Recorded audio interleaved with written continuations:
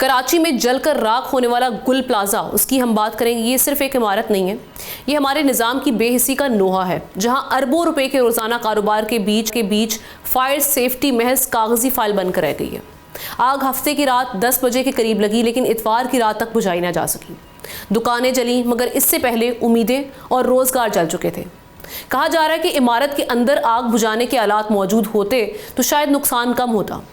दूसरा, fire brigade का जो रिस्पांस टाइम है उस पर भी बड़े सवाल उठ रहे हैं, और साथ ही साथ जो रिसोर्सेज हैं, जिनमें बोसीदा गाड़ियां हम देख रहे हैं, पायलट और हिफाजती किट्स की अदम दस्तयाबी ने वक्त छीन लिया। वो वक्त जिसमें जिंदगियां बच सकती थी, वही वक्त ज़ाया हो गया।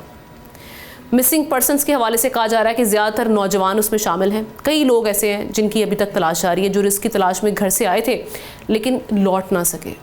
ये उस शख्स की आखिरी वीडियो कॉल है नाजरीन, जो प्लाजा में फंस कर रह गया। अब पीछे सिर्फ शिकवे, शिकायतें और वजाहतें हैं। लेकिन सच ये भी है कि गुज़श्ता बरस कराची में 2500 से ज़ायद आतिशज़दी के छोटे बड़े वाक़यात हुए, 2500, लेकिन कोई अमली इक़दामात नहीं किए गए।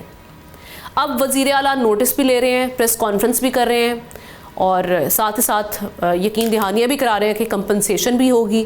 गुल प्लाजा की जो सारी सिचुएशन है वो भी हम देख रहे हैं। उसके हवाले से कहा जा रहा है कि इमारत से जो अभी आधी इमारत वो गिर चुकी है, राख बन चुकी है, आधी इमारत अब वो गिरने वाली है या उसको गिरा दिया जाएगा, ये वाले मामला सामने आए हैं। लेकिन लोगों का जो रोज़गार है वो सब ख़त्म हो चुका है।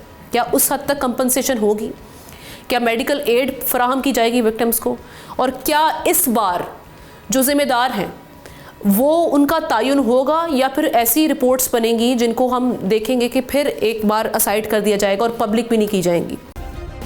सब्सक्राइब करें और बेल दबाएं ताकि कोई खबर रह न जाए।